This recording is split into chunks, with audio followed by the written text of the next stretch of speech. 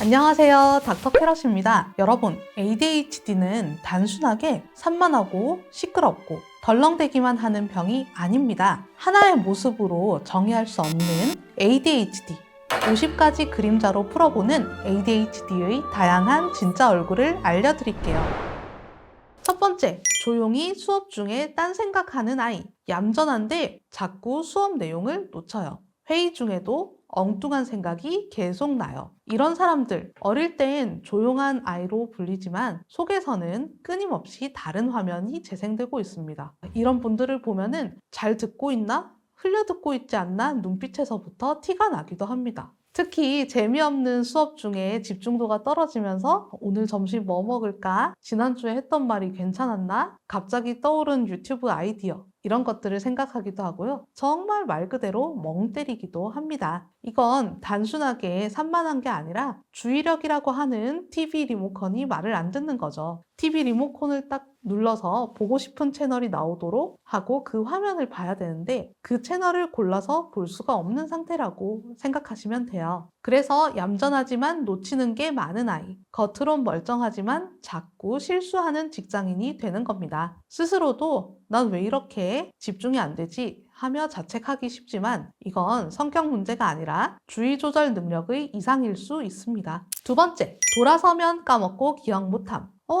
내가 냉장고 앞에 왔는데 내가 뭘 꺼내려고 왔지? 아까 선생님이 뭐를 가지고 와라고 했는데 앞에 두 개는 생각나는데 그 뒤에 두 개는 뭐였지? 회의 끝나고 바로 메일 보내야지 했는데 까먹었어요. ADHD에서 흔한 특징 중 하나는 바로 작업기억 약화입니다. 작업기억이라고 하는 것은 머릿속의 임시 메모장인데요. 우리가 전화번호 적힌 걸 보고 그 전화번호를 잠시 외워서 전화를 거는 동안에 번호를 기억하는 기억력, 빨리 활용하고 빨리 잊어버릴 수 있는 임시 저장 공간. 이 작업 기억인데요. 이 메모장이 너무 작거나 금방 날아가 버리면은 자꾸 까먹게 되는 거예요. 그래서 해야 할 일, 기억해야 할 정보들이 자꾸 사라지고 놓치는 게 반복됩니다.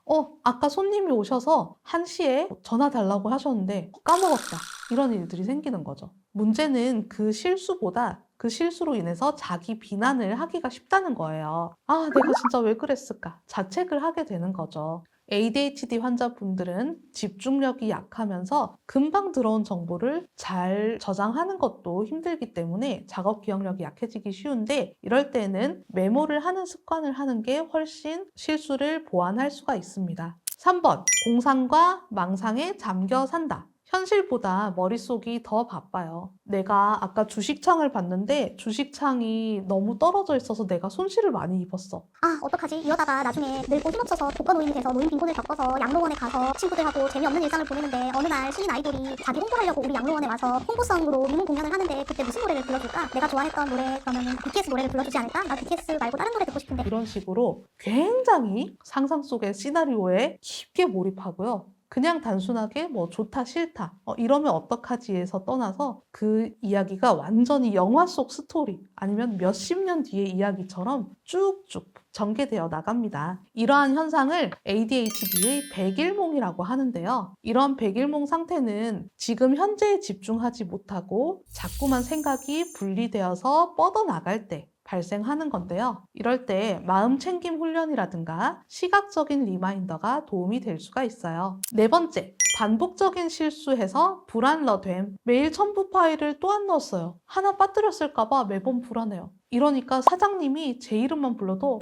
깜짝깜짝 놀래요. ADHD에서 실수는 예외가 아니라 일상이에요. 그런데 실수 그 자체 때문에 매번 부정적인 피드백을 듣게 되면서 자꾸만 불안이 고조되고 만성적인 불안 상태에 빠지기가 쉽습니다. 이번에도 혼날까봐, 이번에도 놓쳤을까봐, 내가 사고 칠 것 같아. 그런 생각 때문에 아예 불안한 상태로 지내는데 주의력 문제에서 출발했지만 저는 요새 일상이 너무 불안해요. 불안하다고 정신과에 찾아오기도 합니다. 이런 분들은 실수 방지를 위한 전략과 함께 불안을 진정시키는 치료가 병행되어야 합니다. 5번째, 자기가 덜렁댄다는 걸 자각한 파워 J. 내가 또 실수한 건 아닌가? 계획대로 완벽하게 실행했나? 확인하자. 또 확인, 확인, 확인, 또 확인. 완벽주의적인 성향이 있는 사람은 ADHD와 거리가 멀 것 같지만 의외로 완벽주의적 성향이 있는 ADHD가 정말 많습니다. 실수하기 싫어서 계획과 정리에 집착하게 되는 경우죠.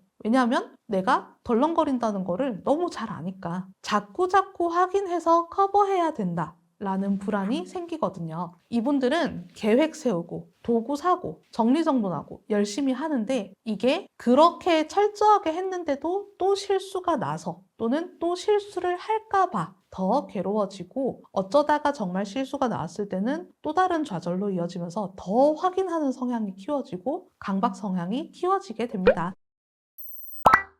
분노 조절 장애. 별일 아닌데 갑자기 확 올라온다. 네가 먼저 잘못했잖아. 그 순간에 정말 못 참고 다 터지고 나서 후회한다. 우리가 흔히 분조장이라고 별개의 이름으로 이야기를 하는데요. 분노 조절 장애가 있는 사람들 중에 ADHD가 있는 사람들이 정말 많습니다. 이분들한테 감정이란 것은 참는 게 아니라 바로 나오는 어쩔 수 없는 그런 것인 경우가 많거든요. 그 중에서도 특히 분노라는 감정은 이분들이 필터를 거치지 않고 확 표출해버리고 말아요. 이게 자꾸 굳어져서 성격 문제로 보일 수가 있는데 그냥 성격이 아니라 전두엽의 억제 기능이 약하기 때문에 감정을 느꼈을 때 실제로 뇌에서 제어를 잘 못하고 곧바로 충동을 행동으로 옮기게 되기 때문이에요. 그래서 사소한 일에 발끈하거나 상대의 말에 과하게 반응하게 되는 거죠. 사실 이런 분들은 후회하기보다는 자기가 화가 났던 이유를 남한테 책임까지 전가하는 경우가 정말 많고요. 또 그냥 화가 나서 싸우고 이게 아니라 조절을 못하기 때문에 분노 표현의 정도도 조절을 하지 못해서 주먹 다툼이 일어나거나 법적인 문제, 경찰서에 가게 된다거나 이런 경우까지도 생길 수가 있습니다. 이분들은 감정을 통제하기 위해서 뇌의 브레이크 기능을 훈련하는 게 정말 중요한데요. 약물 치료 꼭 하셔야 되고요. 평상시에도 인지 훈련이라든지 화가 날 것 같을 때 심호흡을 하며 멈추는 걸 의식화하셔야 됩니다. 삐딱선탄 반항아. 시킨 대로 하라 그러면 더 하기 싫어지는. 선생님이 뭔데요? 선생님 뭔데 우리 학생들 보고 규칙 지키라고 하세요? 체육복 왜 입으면 안 되는데요? 단순하게 좀 규칙에 대해서 순응하고 지나갈 수 있는 것도 굉장히 삐딱하게 굴거나 선생님이 잘못도 안 했는데 이렇게 쳐다보는 학생들 있죠. 이러한 반항심이 있을 수가 있습니다. ADHD가 있는 아이들 중에서 통제받는 상황, 권위적인 태도, 일방적인 지시에 굉장히 예민하게 반응하는 사람들이 있는데요. 왜냐하면 ADHD가 있는 사람들은 자율성이나 즉흥성을 중시하고 위험에 대한 판단 능력이 조금 떨어질 때가 있거든요. 누군가가 자신을 제한하거나 깎아내리는 것처럼 느껴질 때 강한 반감이 올라옵니다. 그래서 선생님, 부모, 상사처럼 지시하고 통제하는 위치의 사람들과 빈번하게 갈등을 겪게 되는데 특히 기성세대의 규율에 대해서 강하게 저항하고 자기만의 정체성을 확립하는 시기인 사춘기 때 이러한 반항적인 태도가 굉장히 많이 나타날 수가 있어요. 이게 너무 심해서 일상생활에 문제가 생기고 선생님과 부모님에게 적대적인 반항 태도로 인해서 학교 생활의 어려움이나 기분 문제까지 동반되는 경우에는 적대적 반항 장애라고 하는 진단까지도 붙을 수가 있고요. 치료를 필요로 하는 질환입니다. 이렇게 반항아 모드인 ADHD 분들께는 감정을 통제하는 기술을 익히는 것이 정말 필요하고 내가 왜 이렇게 통제와 억압을 싫어하는지 합리적인 규칙에도 반항적인 마음이 왜 드는 건지에 대한 자기 이해가 꼭 필요합니다. 여러 가지 사회의 규칙들은 나를 억압하려는 것이 아니라 사회생활을 순탄하게 하기 위한 필요한 요소일 수도 있다는 관점을 익히는 것이 도움이 될 수 있습니다. 불량 학생, 당근마켓에서 중고거래 사기를 하고 오토바이를 훔쳐서 타다가 걸리고 청소년인데 술, 담배를 하고 심지어는 다른 친구들한테 돈을 뺏고 이러한 학생들은 단순하게 사춘기, 단순히 반항아 라고 할 뿐만 아니라 굉장히 심각한 규칙을 위반하는 경우가 있죠. 이러한 학생들 중에 감정 조절의 어려움과 충동성 조절의 어려움이 있어서 ADHD가 동반된 경우가 절반 이상이나 있습니다. 이러한 학생들은 규칙 위반뿐만 아니라 감정 조절의 문제, 분노 조절의 어려움, 권위적 대상에 대한 반항 등 충동 조절이 다방면으로 나타나는데요. 결국 학교에서 소외되고 소년원 등 법적인 제재를 받게 되는 경우도 굉장히 많고요. 이러한 증상을 보이는 청소년기 아이들을 품행장애라는 진단명으로 부르는데요. 품행장애의 상당수 아이들이 ADHD가 공존하고 있습니다. 그런데 이 품행장애는 성인이 되었을 경우에 반사회성 성격장애로 발전할 가능성이 굉장히 높기 때문에 약물치료, 상담치료, 학습 환경이나 가정 환경의 변화 등 모든 차원의 치료 수단을 동원해서 치료를 하는 것이 꼭 필요하겠습니다. 아까 품행장애 청소년들이 크면 반사회성 성격장애가 될 수 있다고 했는데요. 그렇기 때문에 역시 반사회성 성격장애 환자들 중에서도 성인 ADHD가 많이 있습니다. 사기, 도박, 중독, 절도, 방화, 폭력 등 여러 가지 규칙을 심각하게 위반하는 범죄를 저지르는 경우에 충동성 조절에 어려움을 보이는데요. 이러한 분들이 내가 지금 이 행동을 하면 나중에 큰 후회를 할 것이다. 아니면 내가 이 행동을 해서 잡히면은 감옥에 가고 큰일 난다 라는 내 행동의 결과를 예측하는 힘이 부족하고 일단 충동적인 마음이 들면은 해버리기 때문에 욱해서 못 참아서 범죄를 저지르는 경우가 많거든요. ADHD 환자분들 중에서 반사회성 성격 장애로 발전하는 경우에는 역시나 여러 가지 사법적인 제재나 처벌의 위험성이 있는데 미리미리 좀 치료를 받는 게 필요할 것 같습니다. 잦은 퇴사와 이적. 이 회사에서도 몇 달 일해보니까 슬슬 퇴사 마렵다.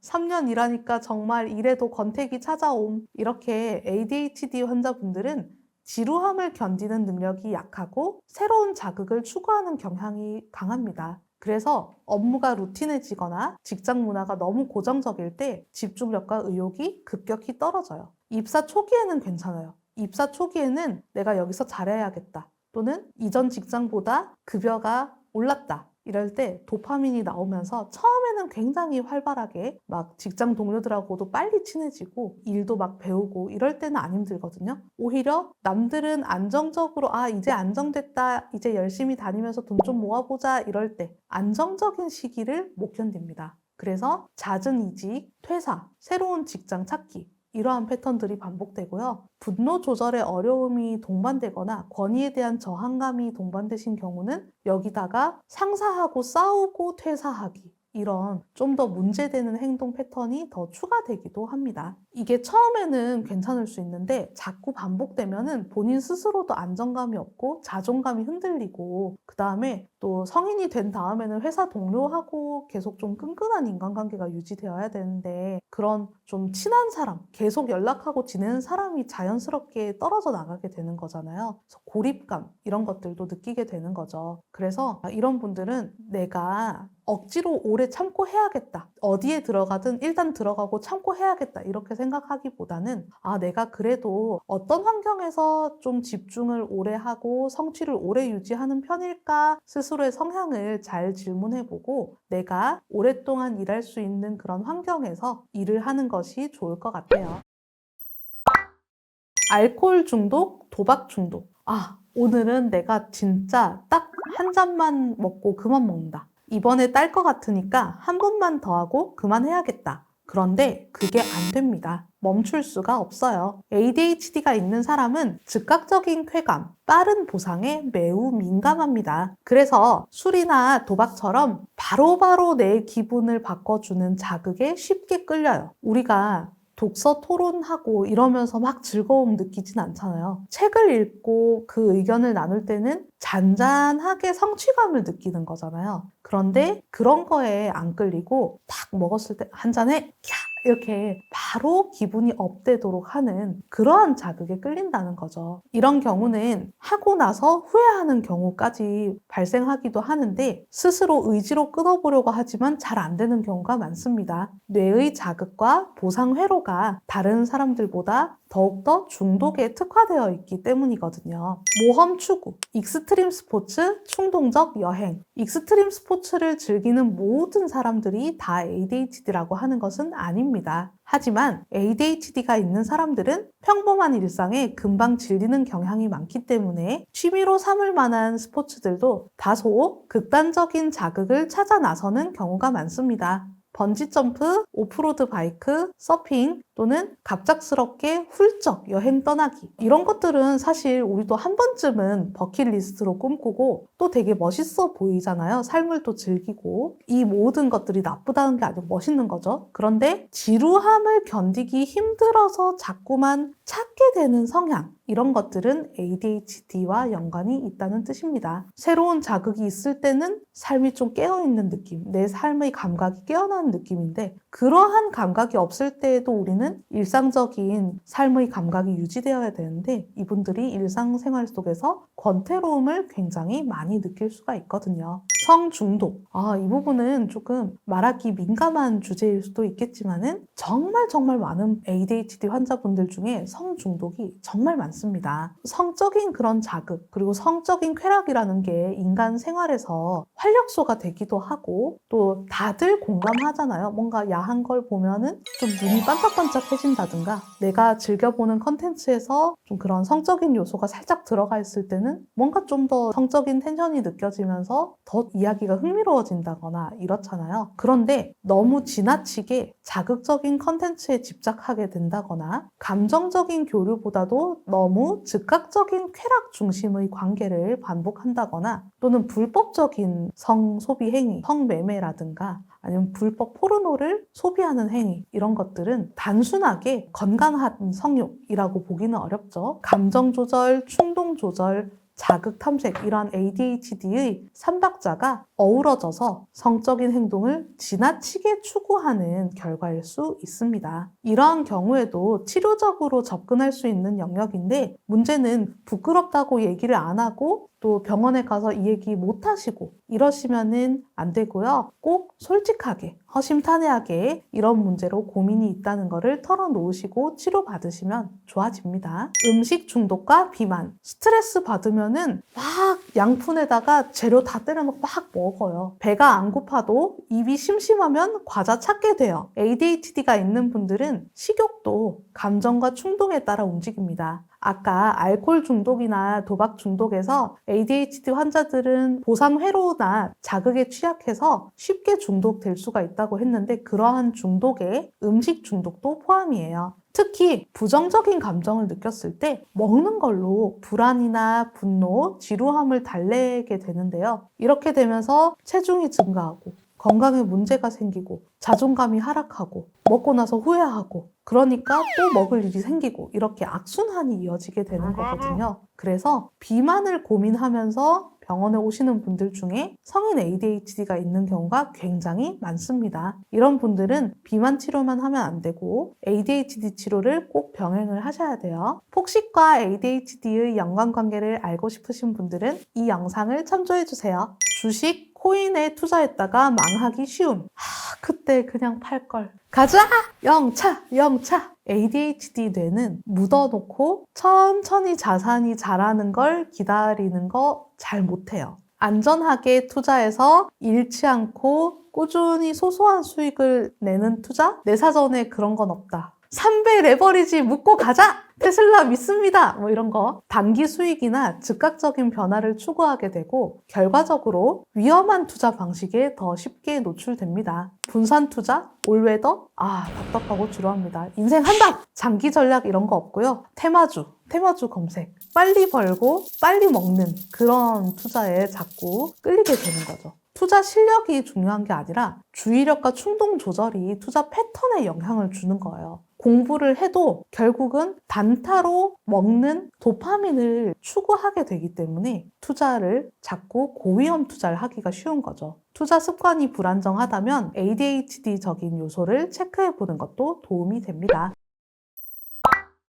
첫 번째, ADHD 부모의 자녀. 엄마가 맨날 산만하고 맨날 깜빡깜빡해요. 아빠가 맨날 충동 조절이 안 되고 엄청 말이 많고 말을 막 끊으세요. ADHD는 굉장히 가족력이 강한 질환이고요. 키나 지능 정도로 유전성이 강한 편이에요. 부모가 ADHD인 경우 자녀도 ADHD일 가능성이 높고요. 어떤 집 아이가 ADHD로 진단받았다. 그러면 그 아이의 부모 중 한 명이 ADHD일 확률은 17%나 된다고 합니다. 부모가 ADHD인 경우 유전자를 물려줬을 수도 있지만 ADHD 부모의 양육 방식 또한 ADHD의 색깔을 띠기가 쉽죠. 감정 기복이 심하다거나 훈육 기준이 들쭉날쭉하거나 갑자기 욱하거나 지나치게 방임할 수 있죠. 이렇게 비일관적인 양육을 하게 되면 아이가 안정감을 느끼기가 어렵고 ADHD의 소질을 타고난 아이가 ADHD적인 행동을 강화할 수가 있습니다. 그냥 닮은 거겠지가 아니라 기질과 환경이 융합해서 ADHD로 더 자라기 쉬워진다는 거죠. 폭력적 부모의 자녀. ADHD가 있는 아이는 원래 조금 산만하고 충동적인데요. 약간 산만하고 충동적인 기질이 있는 아이에게 폭력적인 훈육이 반복되면 어떻게 될까요? 자신의 감정을 표현하기가 어렵고 예민해지고 무슨 일만 있어도 혼날까봐 불안해지면서 자기 조절이 더 어려워집니다. 그러면 더욱더 행동이 거칠어지고 ADHD 외에도 반항적인 행동이나 불안, 우울증까지 동반되는 경우가 많습니다. 때리면 아이의 행동이 나아질까요? 많은 전문가들이 때리는 것은 훈육이 아니다. 훈육의 효과가 없다. 라고 말하고 있죠. ADHD가 있는 아이들에겐 때리는 것은 오히려 독이 될 수가 있습니다. 알코올 혹은 게임 중독 부모의 자녀. 우리 아빠는 술 없으면 말이 없어요. 엄마는 하루 종일 폰만 해요. 알코올이나 게임 중독 부모의 자녀들은 중독 행동을 그대로 모방할 수가 있습니다. 게다가 중독을 유발하기 쉬운 기질 자체를 물려받았을 가능성도 있죠. ADHD는 본래 자극과 보상에 예민하기 때문에 중독 성향이 강한 부모 아래에서 자란 경우에 아이도 비슷한 방식으로 자극을 찾는 사람이 될 수 있어요. 엄마 아빠가 술 먹는 모습 너무 싫었는데 어느새 저도 똑같이 술 먹고 있더라고요. 이런 말 진료실에서 정말 자주 하십니다. 유전적인 소인과 학습된 모습, 이것이 ADHD적으로 패턴을 강화한다. 이게 핵심이 되겠습니다. 만성 우울증 부모의 자녀. 제가 어린 시절에 엄마는 늘 피곤하다면서 누워 있으셨어요. 제가 뭘 하든 엄마는 신경을 안 써줬어요. 우울한 부모는 아이를 사랑하지 않는 게 아니라 그 사랑을 표현하고 행동으로 실천할 만한 에너지가 부족합니다. 너무 무기력하고 너무 힘들고 우울하고 그러니까 내 한 몸도 못 돌보거든요. 본인도 식사를 잘 못 챙겨 먹고 수면 패턴 엉망이고 집안일 다 미루고 이런데 아이랑 놀아줄 힘은 당연히 없겠죠. 아이는 정서적으로 방치된 채 자라게 되고 학습 습관을 잡아주고 생활 습관을 잡아줘야 될 어른의 부재로 산만함과 충동성이 자연스럽게 커지게 되는 거예요. 가정 내에서 건강한 생활 구조가 무너졌기 때문에 아이도 그만큼 혼란스러운 생활 구조 속에서 성장합니다. 형제 중에 ADHD가 있는 경우 한 집에 형제가 2명 있는데 형이 ADHD로 진단을 받았다.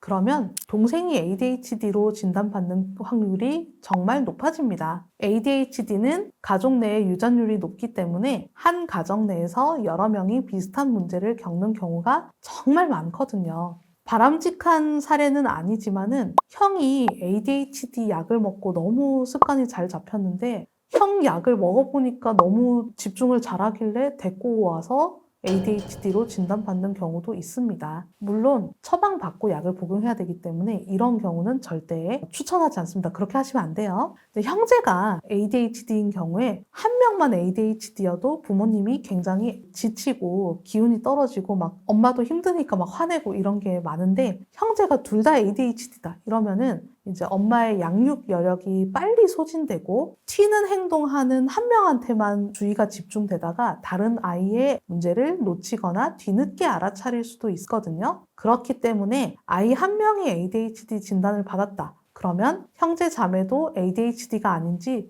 꼭 주의 깊게 살펴보고 가능하면 빨리 평가를 받아보는 게 좋겠습니다. 첫 번째, 자해 등 파괴적인 방식으로 기분을 해소하는 경우. 오늘도 손목을 그었어요. 피가 나는 걸 보는 게 즐거워서 칼로 자해를 한 다음에 인스타에 자해 스타그램을 올렸어요. 자해를 했을 때 내가 살아있다고 느껴요. 이런 이야기는 보통 경계선 성격 장애 환자들이 많이 하는 이야기인데요. 경계선 성격 장애 환자분들은 굉장히 극심한 감정 기복과 충동성이 특징이거든요. 실제로 자해를 많이 하시고 자살 시도를 하시는 경우도 있는데요. 들여다보았을 때 ADHD가 배경에 있을 수도 있습니다. 감정 기복이 너무 빠르고 충동적으로 행동하고 후회하면서도 똑같은 패턴을 반복한다. 이거 경계선 성격장애뿐만 아니라 ADHD에서도 자주 얘기하는 내용이거든요. 이러한 성격 조절의 어려움이 핵심적으로는 주의력의 부족과 충동 조절의 부족 때문일 수 있다는 거죠. 단순하게 감정만 예민한 게 아니라 그 감정을 잡아주는 뇌의 브레이크가 약한 상태예요. 이렇게 자해 행동이 빈번한 경우 ADHD가 함께 있다면 ADHD도 함께 치료해야 합니다. 두 번째, 눈치가 없어서 눈치를 보는 경우. 분위기 파악을 못하고 한마디를 툭 했다가 굉장히 분위기가 싸해졌어요. 전에 어떤 얘기를 하다가 굉장히 혼쭐이 난 이후로는 엄청 눈치를 보는 사람이 됐어요. 자폐 스펙트럼 환자의 경우에는 딱 누구나 본능적으로 쉽게 파악하는 사회적인 맥락을 읽지 못하고 굉장히 자기 관심 있는 주제만 얘기한다거나 자기가 하고 싶은 얘기만 반복하는 경우가 있는데요. 의외로 ADHD 환자분들도 사회적인 그런 단서를 파악하는데 어려움을 겪습니다. 그래서 어느 정도는 자폐 스펙트럼 장애와 비슷한 병리를 공유하는 게 아닌가라는 추정도 있고요. 실제로도 좀 눈치가 없는 경우가 많아요. 게다가 본인의 충동성이 조절이 안 되니까 사회적인 맥락을 파악해서 눈치 보고 딱 말을 안 해야 될 순간에 본인이 재밌다고 생각하면은 툭 말을 내뱉기 때문에 사회적으로 좀 고립되거나 다른 사람에게 좀 안 좋은 피드백을 듣기도 하죠. 그렇게 됐을 때 그 다음부터 조심하게 되는데, 그럴 때도 눈치가 있는 사람은 자연스럽게 자기의 눈치를 발휘해서 잘 넘어가는 반면에, 이러한 분들은 눈치가 없으니까 또 조심해야 될 때도 어떻게 조심해야 될지 몰라서 자꾸 눈치를 보고 어색하게 행동하게 됩니다. 세 번째, 미루는 성향 때문에 우울증으로 오해받음. 미루고 미루다 보니까 너무 무기력해졌어요. 방 청소를 안 하니까 쌓여있는 쓰레기를 보니까 더 우울해졌어요. 이렇게 무기력이라는 것은 우울증의 핵심 증상이기도 하기 때문에 무기력해서 우울증으로 병원에 처음 찾아오시는 ADHD 분들도 굉장히 많습니다. 실제로 우울증이 아닌데 우울증으로 오해받은 분들의 비중보다는 ADHD에서 이 증상들이 시작되었지만은 정도가 심해져서 우울증까지도 생긴 분들의 비중이 훨씬 많습니다. ADHD가 있는 분들 중에 실행력의 부족, 실천력의 부족이 동반된 경우에 특히 우울증이 동반되기가 쉽거든요. 그래서 우울증 치료를 꾸준히 했는데도 잘 안 낫는다, 생활이 달라지지 않는다면 ADHD에 대해서도 꼭 접근을 해야 합니다. 네 번째, 감정 기복이 심해서 조울증으로 오해받거나 조울증이 공존함. 나 울다가 웃었다 하는데 나 조울증 아니야? 조울증이라는 이 병은 굉장히 실제적인 의학적 의미와 다르게 쓰이는 용어 중에 하나인 것 같아요. 흔히들 그냥 울다가 웃다가 웃었다가 금방 또 기분이 달라지는 경우에 조울증 아니야? 나 조울증인가? 이런 얘기들을 쓰긴 하는데요. ADHD가 있으신 분들도 금방 몇 분만 해도 기분이 좀 달라지기도 하시거든요. 그래서 일상에서 흔히 기분이 확확 달라지는 거에 대한 의미로 조울증을 쓰는 경우 의외로 ADHD가 많이 있습니다. 왜냐하면 조울증에서 말하는 감정 기복의 리듬은 며칠 또는 몇 주 단위의 그런 감정 변화인데다가 의욕의 변화나 또 에너지의 변화 같은 다른 영역의 변화까지도 한데 세트로 오거든요. 그런데 ADHD 같은 경우에는 하루에 몇 번씩 감정 기복이 변하기 때문에 이러한 리듬의 차이가 있습니다. 게다가 조울증과 ADHD는 굉장히 잘 겹치거든요. 그런데 때때로 조울증이 있는 경우에 ADHD 약을 먹었다가 기분이 불안정해지는 상황도 발생하기 때문에 이런 경우는 특히 약물을 잘 선택하고 또 ADHD 약을 먹다가 불면이 생겨서 조울증이 악화된다거나 이렇게 각각의 컨디션에 치료에 방해가 되지 않도록 세심한 주의가 필요합니다. 마지막, 꿈높 현시, 나르시시스트로 오해. 꿈은 높은데 현실은 시궁창이다. 이런 꿈높 현시라는 그런 말을 많이들 쓰셨는데요. ADHD가 있어서 나는 나중에 돈 많이 벌어가지고 강남에 아파트 살려고 아니면 페라리 타고 다닐 거야. 아니면 나는 땡땡네 땡땡과 갈 거야. 이렇게 이야기하는 사람들 흔히들 너무 이렇게 자기의 성취에 대해서 좀 높은 목표를 이야기하니까 너무 자기중심적인 거 아니냐. 잘난 체 하는 거 아니냐 이렇게 자기애성 성격 장애로 오해받기도 하는데요. 이분들은 약간 상상의 나래를 끝없이 펼치기 때문에 목표를 높이 잡는 성향이 있고 막상 그걸 실행으로 옮기는 능력은 부족한 경우가 많아요. 그래서 나르시시스트다. 허풍쟁이다 라기보다는 이상이 높은데 실행력이 안 따라줘서 말만 하고 다니는 그런 경우가 생기는 거죠. 게으른 완벽주의자. 머릿속으로는 목표 설정과 방법, 각오, 예상 시간까지 있는데 그걸 생각하느라고 너무 지쳐서 시작을 못하겠어요. 나는 게으른 게 아니라 너무 잘하려고 하니까 못하겠는 거야 라고 이야기하시는 분들 계신가요? 이 유형은 굉장히 목표가 높고 완벽주의적인 성향 때문에 오히려 자신이 세운 목표를 실행하는 것에 대해서 불안을 느껴서 실수할까봐 시작 못하고 이걸 실행한다고 생각만 해도 먼저 피곤해져서 미루다가 포기하는 유형입니다. ADHD 분들은 실행력이 약하기 때문에 여기다가 완벽주의적인 성향까지 붙으면 굉장히 실행력이 뚝 떨어지고 거의 행동이 마비가 될 정도입니다. 이런 분들은 완벽한 계획보다 당장 가능한 최소 행동을 기준으로 삼아서 내가 수행하고자 하는 작업을 짧게 작은 단계로 나누어서 실천하는 것이 중요합니다. 예를 들어서 내가 오늘은 운동을 1시간 동안 300칼로리를 소모해야지 라고 목표를 세우기보다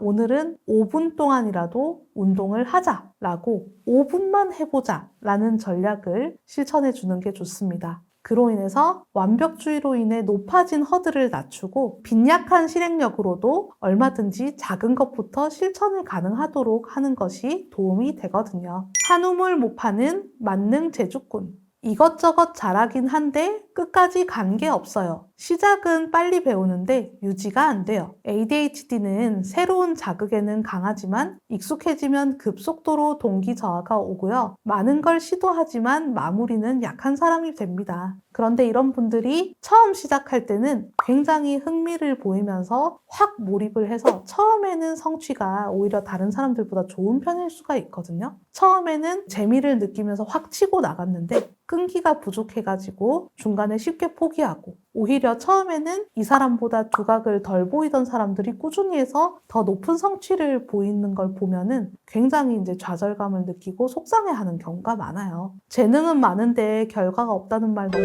뼈아프죠. 이런 분들한테는 자극이 줄어드는 시점마다 중간에 성취를 느낄 수 있도록 중간 보상을 배치를 해서요. 예를 들면 이제 초급 단계가 넘어갔다. 이럴 때 뭔가 기념할 만한 자기에게 보상을 준다거나 이런 식으로 하는 게 좋고요. 내가 처음에 이걸 왜 했더라? 자기의 목표의식을 반복해서 상기시키면서 리마인드가 필요합니다. 또한 지치지 않고 함께 갈 수 있도록 라이벌이 있어 주시면 굉장히 의지가 약해지려 할 때마다 서로 의지를 다잡으면서 할 수 있기 때문에 누구인가와 함께 뭔가를 시작하는 것도 추천할 만한 방식입니다. 작심삼일, 이것도 ADHD 환자분들한테 굉장히 많이 동반되는 현상인데요. 꾸준히 해보려고 했는데 실패한다. 나는 왜 이렇게 안 되는 걸까요? 라는 생각들을 많이 하는데요. 끈기가 부족한 게 또 ADHD 분들의 특징이죠. 왜냐하면 이분들은 뭔가 성취를 해서 좀 좋은 자극을 받았다 했을 때 그 성취감이 금방 씻겨 내려갑니다. 실제로 뇌에서 보상회로로 인해서 아까 레벨업해서 보상받았다 했을 때 그 기분 좋은 상태가 금방 떨어지고 금방 시들해지는 경향이 있거든요. 이렇기 때문에 루틴을 유지하는데 에너지 자체가 훨씬 크고 이 루틴을 처음에는 의욕적으로 실행을 하더라도 나중에 가서는 흐지부지 되기가 쉽습니다. 이분들한테는 너무 지나치게 똑같이 반복하는 것보다는 약간 변주형 루틴이 좀 더 잘 맞는 경우가 있습니다. 달리기를 매일 주 7일 한다. 보다는 달리기는 일주일에 2번 정도 하고 이날은 테니스, 이날은 수영 이런 식으로 요일마다 루틴을 다르게 둔다거나 같은 시간에 다른 활동 또는 같은 활동을 다른 방식 이런 식으로 변주를 계속 주어서 하면은 적응하는 경우가 많습니다. 루틴이 실패했을 때에는 왜 실천을 못했을까? 분석해서 루틴 설계 자체를 자기에게 맞춤형으로 조절하는 것도 필요합니다. 기름 없는 람보르기니. 한 번 몰입하면 정말 미친 듯이 해요. 근데 금방 에너지가 바닥나요. ADHD는 순간적인 폭발적인 몰입력은 강하지만 에너지 배분이 약하기 때문에 지속이 잘 안 되거든요. 그래서 너무 처음에 확 몰입하다 보면은 탈진이 되고 열정이 폭발했다가 갑자기 멈추는 패턴이 반복될 수 있어요. 이걸 방치하면 열정, 무기력, 열정, 무기력 이렇게 롤러코스터처럼 교차하면서 자존감에 큰 타격을 주게 됩니다. 여기에 대처하기 위해서는요. 몰입하는 시간도 할당하지만 충전 시간도 반드시 계획에 넣어야 되고요. 미리 정해진 쿨다운 구간을 설계해두면 탈진 없이 오래 달릴 수 있어요. 쉬는 것도 일의 일부라는 마인드셋 전환이 꼭 필요합니다. 남 밑에서 일하기 힘들어함. 누가 간섭하면 집중이 확 깨요. 지시받는 구조가 너무 스트레스예요. ADHD는 자율성과 창의성을 중심으로 하거든요. 그래서 너무 조직화된 그런 회사. 거기다가 상사가 일방적으로 지시하고 지시하면 따라야 되는 포지션 이런 게 잘 안 맞을 수가 있고요. 지루하고 반복적인 업무를 하는 거를 싫어하고 내 방식대로 하면 성과가 더 좋을 수가 있는데 회사에서 일탈적인 방식을 하면 안 된다. 이렇게 수능을 강조하는 문화에서는 동기부여가 떨어지고 집중력은 더 떨어질 수 있습니다. 이러면은 또 잦은 이직과 퇴사로 이어질 수가 있겠죠. 그래서 이런 경우에는 나의 뇌가 어떤 환경에서 잘 작동하는지 스스로를 깨닫는 게 가장 먼저이고요. 주도성이 필요한 업무나 창의성이 발휘될 수 있는 구조로 이직되거나 부서 이동을 하는 것도 방법입니다. 아니면 꼭 회사를 다니지 않아도 괜찮으니까 프리랜서 1인 창업이나 다른 업무들에서 내가 좀 더 자유롭게 활동할 수 있도록 설계해 볼 수도 있겠습니다. 대화 끼어들기. 상대방이 말하는 도중인데 갑자기 아이디어가 떠올라서 그냥 툭 튀어나왔어요. 사람들이 왜 사람 말을 끊냐고 기분 나쁜 기색을 보였어요.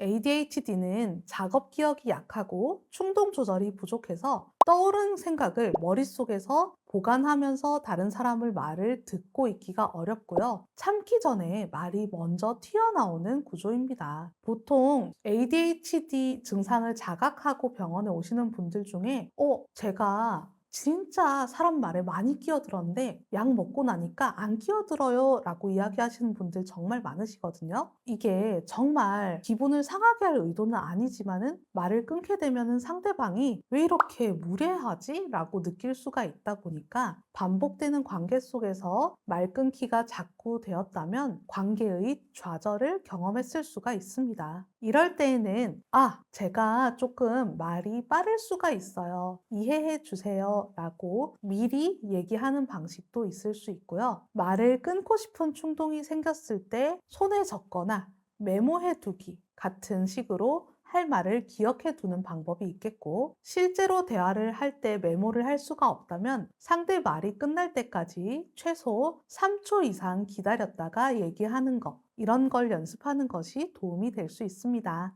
친구 관계 유지가 어려운 ADHD. 처음에는 잘 지냈는데 어느 순간 내가 연락을 안 하게 돼요. 오랫동안 이어지는 친구가 거의 없어요. 보통 초등학교를 졸업하고 중학교에 가면서 초등학교 친구들하고 멀어진다거나, 학년이 올라가면은 이전 학년 친구들과 연락을 잘 안 한다거나, 이런 방식으로 나타나는 경우가 있는데요. 눈앞에 있는 현저한 자극에 주의가 쏠리기 때문에 일상생활에서 소소하게 연락을 한다거나 정기적인 만남이나 감정 조율 같은 거를 하기가 힘들 수가 있어요. 그렇기 때문에 지금 당장 내 눈앞에서 매일 보는 사이가 아닌 경우에 나도 모르게 관계를 흘려보내고, 나는 왜 사람을 잘 지키지 못하지? 소중한 인연인데 왜 이렇게 소홀했지? 라는 자책을 하기가 쉽습니다. 이런 분들께 제안드리고 싶은 것은, 생일이 있다거나 기념할 만한 그런 날이 있을 때에는 먼저 선톡해보기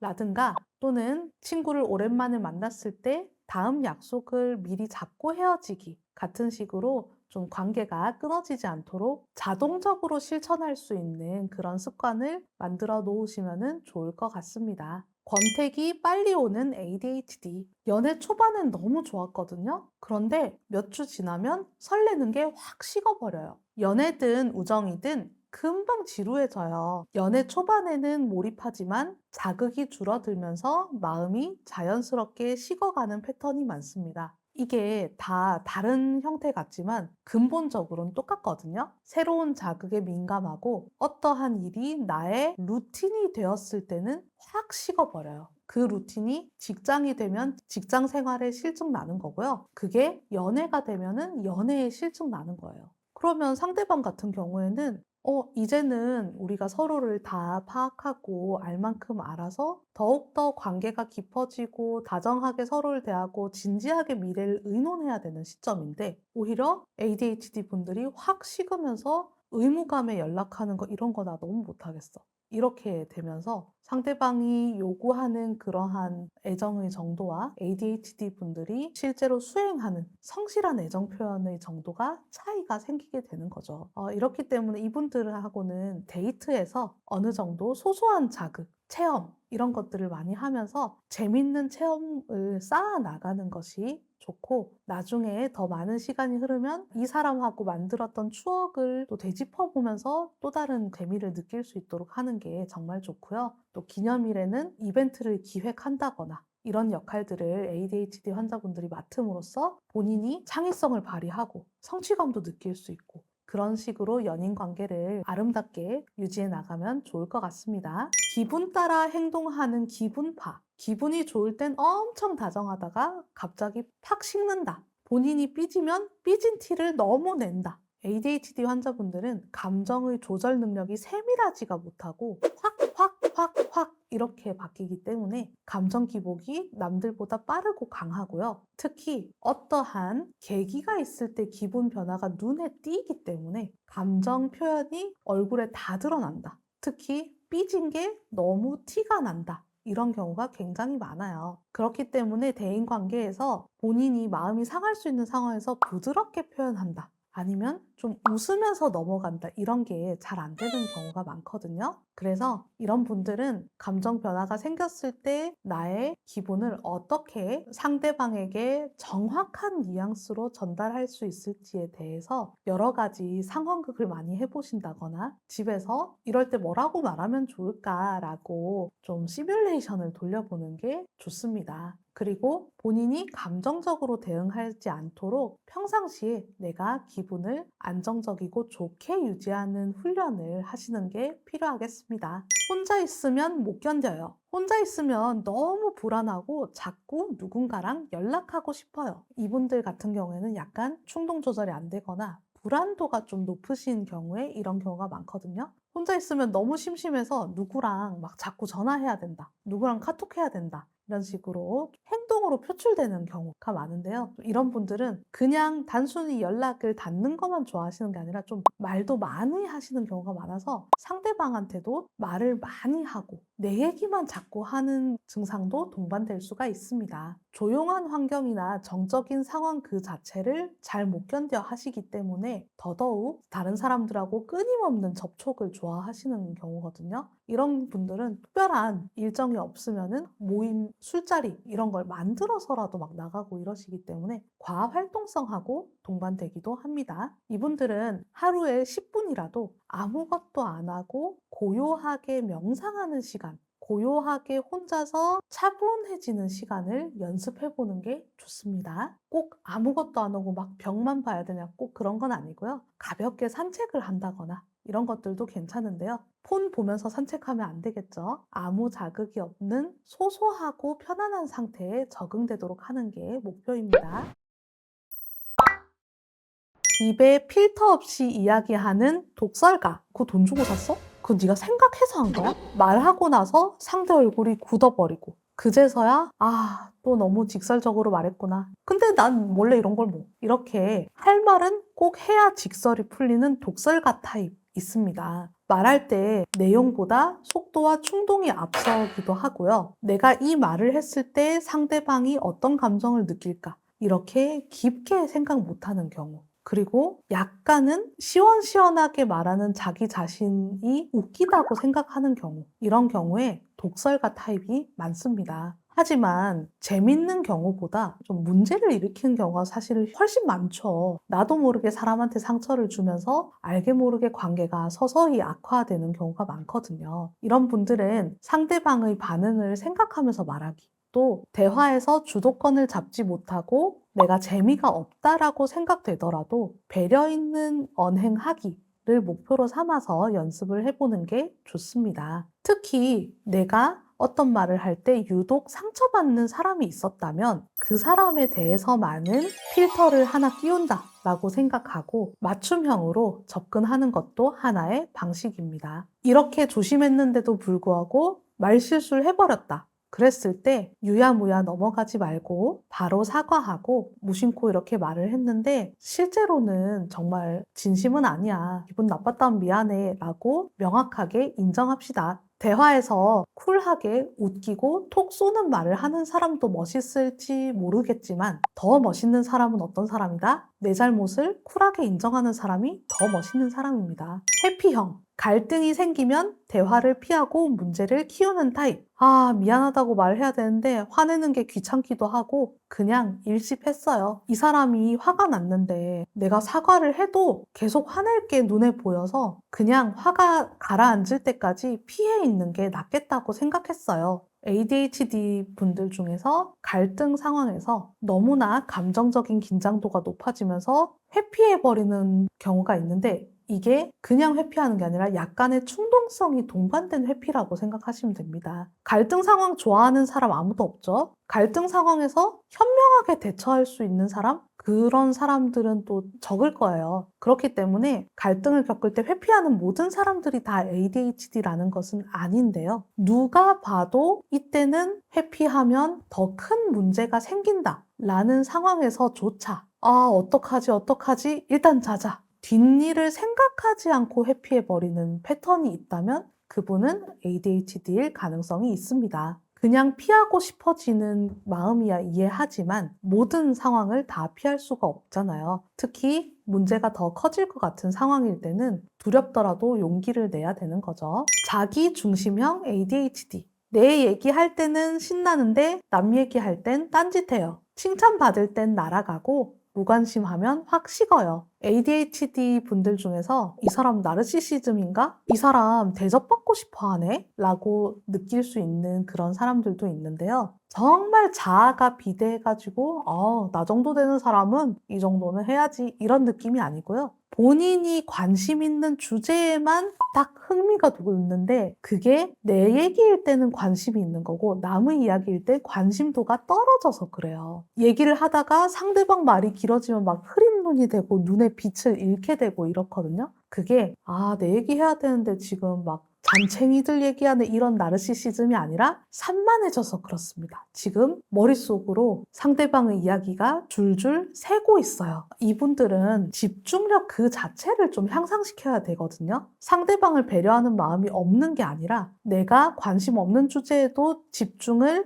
유지하는 힘이 약하기 때문에 이런 분들은 집중력 그 자체를 향상시켜줘야 됩니다. 만약에 정말 집중력 치료를 하는데도 이 사람 얘기 너무 재미가 없다. 일부러라도 중간중간에 리액션을 하고 추임새를 넣어주는 게 좋습니다.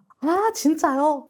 진짜 황당하셨겠네요. 이런 식으로 중간중간 피드백을 넣다 보면 본인도 모르게 이야기에 몰입이 되면서 흥미가 증가하는 느낌을 받으실 수 있을 거예요. 질투심 강한 타입, 실행력이 부족해서 좌절감이 큰 사람인데 상대방이 성취를 하는 걸 보면 굉장히 부럽고 열등감이 올라오는 편입니다. 쟤는 진짜 열심히 하네?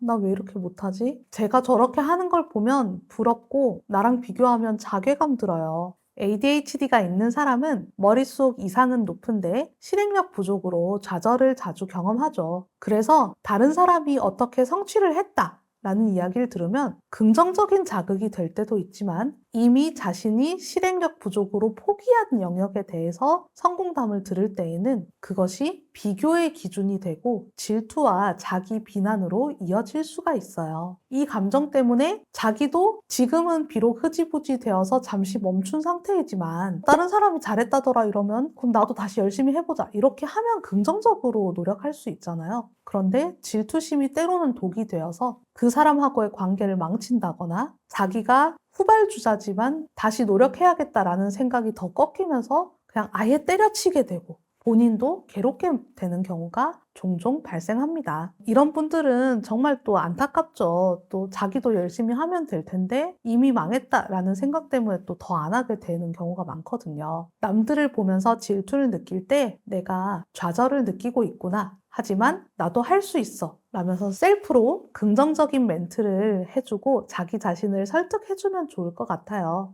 그리고 꼭 명심해야 할 것은 비교 대상은 남이 아니라 어제의 나라는 거죠. 나만의 성취가 이뤄질 수 있도록 나의 목표를 다시 세우고 내 성취를 따라갈 수 있는 추적표를 만들어서 시각화한다면 도움이 될 수 있습니다. 그런데 요새는 인스타 켜면은 너무 잘나고 멋진 사람들, 성공한 사람들 많이 나오죠? 이럴 경우에는 SNS 사용을 줄이고 실제 생활에 집중하는 것도 좋은 방법입니다. 설명하기 귀찮아서 둘러대다가 일 키우는 거짓말쟁이. 솔직히 여자친구가 좀 오해할 만한 상황이었거든요? 근데 또 혼나고 또 설명하는 거 귀찮아서 그냥 거짓말 했어요. 거짓말 한 거 알고 여친이 더 화냈는데 화난 얼굴을 떠올리면 거짓말 하게 되는 거 있죠. ADHD 중에서 충동성이 높고 불안도가 높으신 경우에 그냥 회피하는 경우도 있지만 나도 모르게 거짓말이 튀어나오는 경우가 있습니다. 특히 연인 관계, 같이 가까운 사이에서, 친밀한 사이에서 갈등을 조절할 능력이 부족한 경우에 상대방을 설득하기보다는 그냥 모면을 하려다가 거짓말을 하고 그래서 신뢰를 잃게 되는 경우가 많죠. 이런 경우에는 일단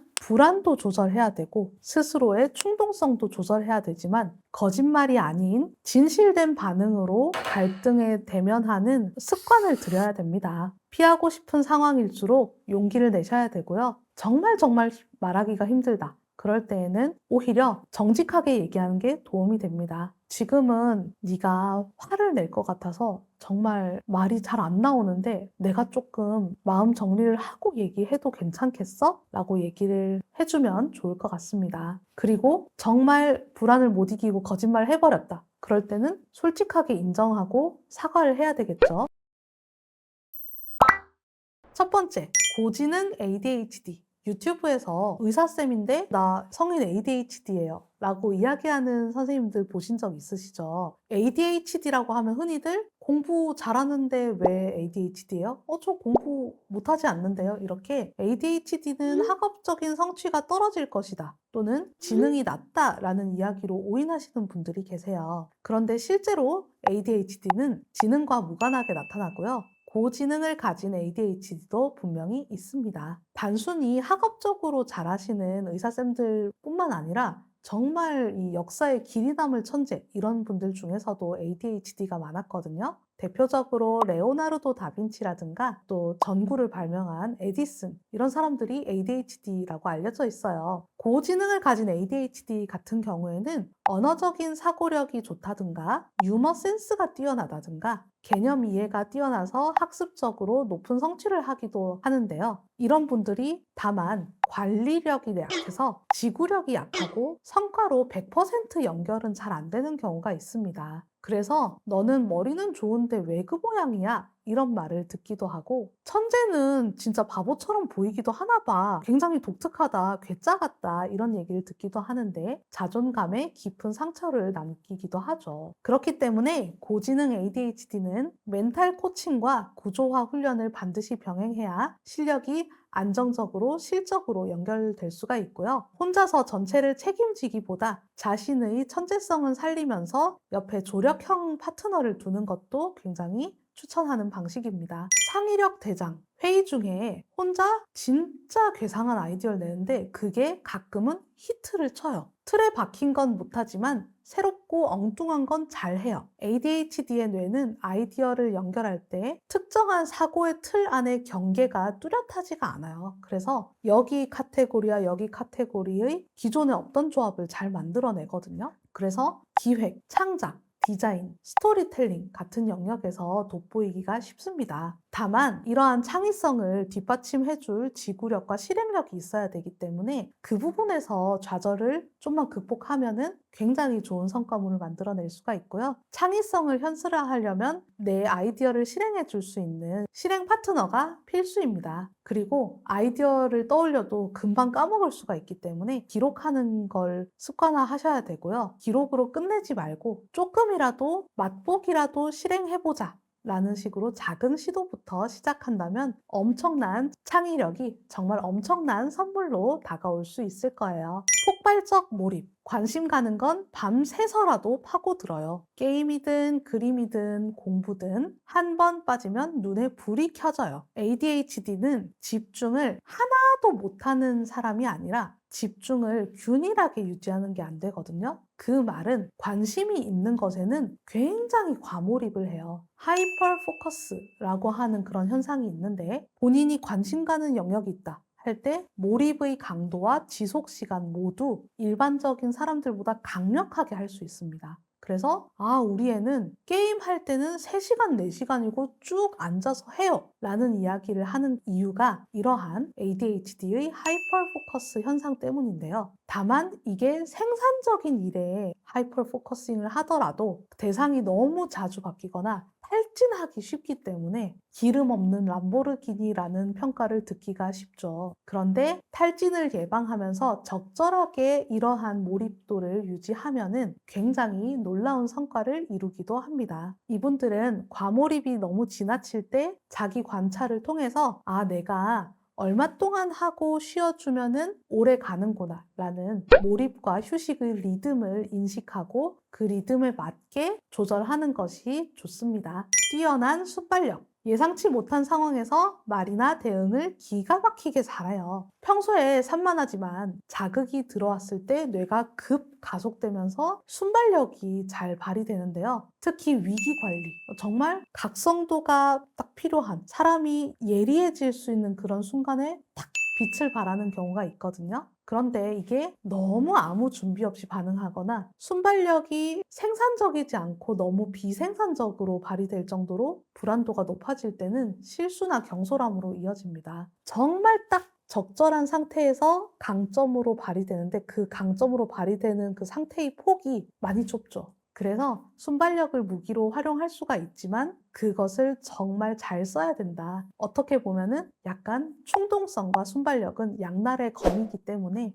평상시에 불안을 잘 다스리고 충동성이 아닌 순발력으로 발휘될 수 있도록 좋은 상태를 유지해 주시는 게 좋습니다. 연결고리를 잘 찾음. ADHD는 하나의 정보에서 엉뚱한 조제를 떠올리는 능력이 뛰어나는데 창의력하고도 연관이 되어 있죠. A 더하기 B를 통해서 A, B가 아니라 C, 1 더하기 1이 2가 아니라 100이 될 수 있는 창의적인 조합을 할 수가 있어요. 컨셉 기획이나 전략 수립, 브랜드 디자인 같은 일에 엄청 유리하고요. 브레인스토밍 이런 것들은 ADHD가 있는 그룹과 없는 그룹에서 굉장히 좀 차이가 나거든요. 그래서 이런 분들은 팀워크를 발휘할 수 있는 곳에 가서 다른 사람의 아이디어들을 조합하는 일, 이런 것들도 잘하기 때문에 팀과 협업을 했을 때 부족한 실행 능력이나 또 산만해지는 걸 방지하면서도 굉장히 강점을 잘 발휘할 수가 있습니다. 시간 관리 못해서 진료에 지각함. 병원 예약 시간 분명히 알았는데 제가 뭐 챙기고 나오고 하느라고 좀 늦었습니다. 제가 이동 시간 계산을 못해서 버스 기다리느라고 15분 늦었어요. 이런 얘기들 정말 많이 하시거든요. 이게 단순히 병원 진료에만 해당하는 이야기는 아닐 거예요. ADHD 분들 중에서 시간 감각 자체가 흐릿해서 내가 변수 없이 몇 시까지 여기에 도착하려면 이만큼 준비해서 나가야 된다. 라는 감이 부족하시거든요. 그래서 이 정도면 되겠지 하고 늦게 출발했는데 시간 간격 계산을 잘 못해서 중요한 일정에 지각할 수가 있습니다. 이런 분들은 꼭 병원까지 오게 되는 시간 사이에 버스, 도보, 버스 배차 간격, 하차 후의 도보 간격 등등 여러 가지 변수들을 단계별로 쪼개어서 단계마다 한 5분 정도의 여유 시간을 두고 출발할 시간을 계산하시는 게 좋습니다. 그리고 출발 전에 해야 할 행동을 체크리스트를 만들거나 메모에 적어서 시각화하고 체크해가면서 하나씩 지워나가는 연습을 하는 게 좋고요. 루틴이 흐트러지지 않도록 다른 약속들하고 같이 잡지 않는 것이 필요합니다. 급한 일정 생기면 병원 일정을 일단 취소하시는 분. 병원 가는 날인데 갑자기 발표해야 돼서 취소했어요. 바쁜 와중에 병원 가는 게 힘들어서 그냥 미뤘어요. 이런 분들이 계시거든요. ADHD 분들이 그냥 일이 몰리지가 않으면 또 잘 오세요. 그런데 일이 몰리게 되면 아니면 미리 예약했던 일이 있었는데 중간에 급한 일이 끼어들게 됐을 때에는 우선순위 판단에 어려움을 느끼시고요. 당장 눈앞에 급한 일을 해결하는 데에만 신경이 쏠려서 일단 골치 아프니까 약속 취소, 병원 약속 취소 이렇게 하면서 일단 미루거나 일단 취소하는 경우가 많습니다. 이게 누적되면은 결국 치료 중단으로 이어지게 되는 거고요. 약을 꾸준히 먹지 못해서 치료 효과도 떨어져요. 이를 해결하기 위해서 급한 일이 생겨서 진료 예약을 바꾸더라도 무조건적인 취소를 하지 마시고 최대한 그 상황에서 올 수 있는 다른 날짜를 예약을 잡는 게 필요합니다. 이거 되게 아무것도 아닌 것 같죠? 생각보다 이렇게 못하시는 분들 되게 많습니다. 여러분, 갑자기 미룰 일이 생길 때는 다음 예약을 잡는다. 이것만 꼭 기억해 주세요. 좋은 습관을 만들기 힘들어서 건강 관리에 실패. 어제 몇 시에 주무셨어요? 저 게임하다가 4시에 잤어요. 이런 분들 굉장히 많습니다. 일단 게임에 대해서 중독 성향. 뭘 하다가 끊고 그만하기. 이런 게 잘 안 되시니까 핸드폰을 보다가 넷플릭스 보다가 늦게 주무신다. 아니면은 술을 먹다가 중간에 내려놓는 게 아니고 만취해서 먹게 된다. 이런 경우가 많고요. ADHD든 우울증이든 뭐든 간에 규칙적인 생활 습관, 그리고 건강한 생활 습관, 이것은 정말 정신과 치료의 기본 중의 기본이에요. 그런데 자꾸만 수면 습관이 불규칙적으로 된다거나 이것에 대해서 개선의 의지를 잘 못 느끼고 한 판만 해야지 하면서 늦게 자게 되고 이런 경우에는 이 또한 치료의 걸림돌이 될 수가 있습니다. 이런 분들은 한 번 생활 습관이 무너지면 또 연속적으로 아예 놔버리는 경우가 많기 때문에 생활 습관이 무너지더라도 3일 정도 무너졌으면 다시 루틴을 잡자라고 무너진 생활 습관의 연장 기한을 설정해 주는 것이 좋고요. 내가 루틴을 미리 설정해서 작은 것부터 실천하는 그런 습관을 들이시는 것이 좋습니다.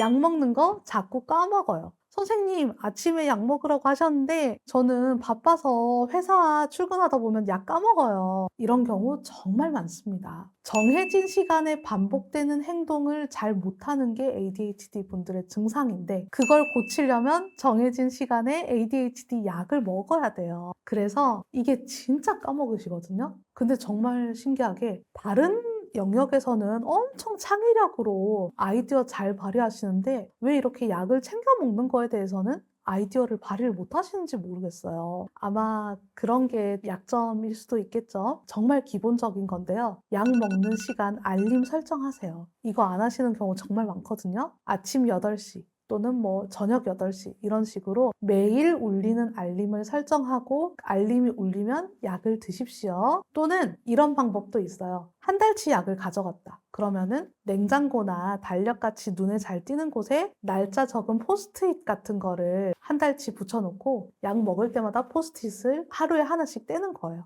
이런 식으로 하면은 시각화를 통해서 내가 먹었나 안 먹었나 확인을 하면서 약을 잘 챙겨 먹을 수 있는데 도움이 됩니다. 마지막, 정보는 엄청 찾는데 실행은 안 함. 제가 ADHD인 것 같아서 유튜브에서 ADHD 관련 영상 다 봤거든요. 근데 병원은 안 갔어요. ADHD라고 해서 좋은 내용이 되게 많고, 이렇게 하면 되겠다 싶었는데, 실제로 하는 건 좀 귀찮아서 안 했어요. ADHD 분들은 정보 탐색에는 뛰어난데요. 뭔가 나한테 도움될 수 있는 정보다라고 하면은 굉장히 또 파고 들어가지고 막 찾아보거든요. 그런데 그걸 실행으로 전환하는 게 어렵습니다. 뭔가 ADHD를 극복한 사람, 성공한 사람, 성공담, 그거를 볼 때는 대리만족과 대리쾌감을 느끼거든요. 그런데 실행 기능이 부족해서 그렇기도 하고요. 에너지 분배에 실패해서 찾아보는 데에만 너무 에너지를 많이 쓰고 실제로 치료받으러 찾아가는 데에는 에너지를 쓸 수가 없을 때에도 이런 현상이 일어납니다. 여러분, 이거는 그냥 답이 정해져 있어요. 이 영상을 보시고 나 ADHD구나 라고 생각하시는 분들 가까운 정신건강의학과에 가셔서 내가 ADHD가 맞는지 정신과 전문의하고 상담을 하시면 돼요. 네, 그동안 정말 ADHD 분들이 자기 자신에 대해서 의구심을 많이 가지고 좌절감도 많이 느꼈을 거예요. 난 왜 이 모양일까? 난 왜 끈기가 없을까? 나는 왜 아는 문제를 실수로 틀릴까? 수많은 의문들을 자기 안에서 품게 되고 수많은 고뇌들을 많이 하시죠. 그런데 이러한 부분들이 자기 자신을 이해하고 사소한 실천, 사소하지만 끈기 있는 실천을 통해서 좋아질 수 있다는 거예요. 그리고 지금 이 영상을 보신 분들을 이해할 수 있는 전문가, 도움을 줄 수 있는 전문가도 분명히 존재합니다. 지금까지 내 삶에서 너무 많은 좌절과 실패가 있었다고 하더라도 포기하지 마시고요. 어제까지 울었어도 오늘 웃는 사람이 진정한 행복을 또 느끼게 되는 거잖아요. ADHD로 인해서 고민 중이신 분들께도 그러한 진정한 의미의 행복이 꼭 찾아올 겁니다. 여기까지 영상 시청해 주시느라 정말 고생 많으셨고요. 다음에는 더 유익한 내용으로 찾아뵐게요. 오늘 영상이 도움이 되셨다면 구독, 좋아요, 알림 설정 부탁드리고요. 다음에 다시 만나요. 안녕!